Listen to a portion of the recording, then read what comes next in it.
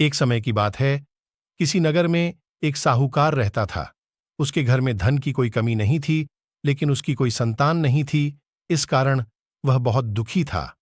पुत्र प्राप्ति के लिए वह प्रत्येक सोमवार व्रत रखता था और पूरी श्रद्धा के साथ शिव मंदिर जाकर भगवान शिव और पार्वती जी की पूजा करता था। उसकी भक्ति देखकर एक दिन मां पार्वती प्रसन्न हो गईं और भगवान शिव से उस साहूकार की मनोकामना पूर्ण करने का आग्रह किया। पार्वती जी की इच्छा सुनकर भगवान शिव ने कहा कि हे पार्वती, इस संसार में हर प्राणी को उसके कर्मों का फल मिलता है और जिसके भाग्य में जो हो उसे भोगना ही पड़ता है। लेकिन पार्वती जी ने साहूकार की भक्ति का मान रखने के लिए उसकी मनोकामना पूर्ण करने की इच्छा जताई। माता पार्वती के आग्रह पर शिवजी ने साहूकार को पुत्र प्राप्ति का वरदान तो दिया, लेकिन साथ ही यह भी कहा कि उसके बालक की आयु केवल 12 वर्ष होगी। माता पार्वती और भगवान शिव की बातचीत को साहूकार सुन रहा था। उसे ना तो इस बात की खुशी थी और ना ही दुख। वह पहले की भांति शिवजी की पूजा करता रहा। कुछ समय के बाद साहूकार के घर एक पुत्र का जन्म हुआ। जब वह बालक 11 वर्ष का हुआ तो उसे पढ़ने के लिए काशी भेज दिया गया। साहूकार ने पुत्र के मामा को बुलाकर उसे बहुत सारा धन दिया और कहा कि तुम इस बालक को काशी विद्या प्राप्ति के लिए ले जाओ और मार्ग में यज्ञ कराना। जहां भी यज्ञ कराओ वहां ब्राह्मणों को भोजन कराते और दक्षिणा देते हुए जाना। दोनों मामा भांजे इसी तरह यज्ञ कराते और ब्राह्मणों को दान दक्षिणा देते काशी की ओर चल पड़े। रात में एक नगर पड्ढा जहां नगर के राजा की कन्या का विवाह था, लेकिन जिस राजकुमार से उसका विवाह होने वाला था वह एक आंख से काना था। राजकुमार के पिता ने अपने पुत्र के काना होने की बात को छुपाने के लिए एक चाल सोची। साहूकार के पुत्र को देखकर उसके मन में एक विचार आया। उसने सोचा, क्यों न इस लड़ी डीएचके को दूल्हा बनाकर राजकुमारी से विवाह करा दूं। विवाह के बाद इसको धन देकर विदा कर दूंगा और राजकुमारी को अपने नगर ले जाऊंगा। लड्डी डीएचके को दूल्हे के वस्त्र पहनाकर राजकुमारी से विवाह कर दिया गया। लेकिन साहूकार का पुत्र ईमानदार था। उसे यह बात न्याय संगत नहीं लगी। उसने अवसर पाकर राजकुमारी की चुन्नी के पल्ले पर लिखा कि तुम्हारा विवाह तो मेरे साथ हुआ है, लेकिन जिस राजकुमार के संग तुम्हें भेजा जाएगा वह एक आंख से काना है। मैं तो काशी पढ़ने जा रहा हूं।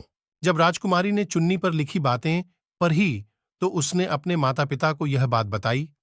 राजा ने अपनी पुत्री को विदा नहीं किया, जिससे बारात वापस चली गई। दूसरी ओर साहूकार का लडडिचका और उसका मामा काशी पहुंचे और वहां जाकर उन्होंने यज्ञ किया।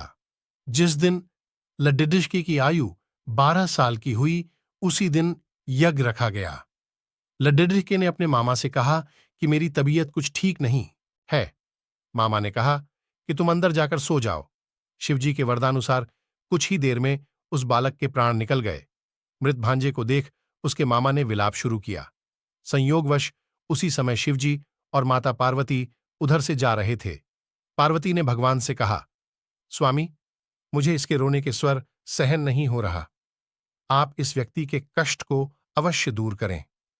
जब शिवजी मृत बालक के समीप गए तो वह बोले कि यह उसी साहूकार का पुत्र है जिसे मैंने 12 वर्ष की आयु का वरदान दिया। अब इसकी आयु पूरी हो चुकी है। लेकिन मातृभाव से विभोर माता पार्वती ने कहा कि हे महादेव, आप इस बालक को और आयु देने की कृपा करें, अन्यथा इसके वियोग में इसके माता पिता भी हड़प तड़प कर मर जाएंगे। माता पार्वती के आग्रह पर भगवान शिव ने उस लड़के को जीवित होने का वरदान दिया। शिवजी की कृपा से वह लड़का जीवित हो गया। शिक्षा समाप्त करके लड़का मामा के साथ अपने नगर की ओर चल दिया। दोनों चलते हुए उसी नगर में पहुंचे जहां उसका विवाह हुआ था। उस नगर में भी उन्होंने यज्ञ का आयोजन किया। उस लड्ढिके के ससुर ने उसे पहचान लिया और महल में ले जाकर उसकी खातिरदारी की और अपनी पुत्री को विदा किया। इधर साहूकार और उसकी पत्नी भूखे प्यासे रहकर बेटे की प्रतीक्षा कर रहे थे। उन्होंने प्रण कर रखा था कि यदि उन्हें अपने बेटे की मृत्यु का समाचार मिला तो वह भी प्राण त्याग देंगे, परंतु अपने बेटे के जीवित होने का समाचार पाकर वह बेहद प्रसन्न हुए।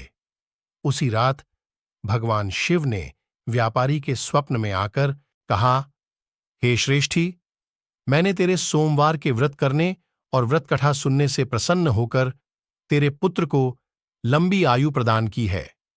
इसी प्रकार जो कोई सोमवार व्रत करता है या कथा सुनता और पढ़ता है, उसके सभी दुख दूर होते हैं और समस्त मनोकामनाएं पूर्ण होती हैं।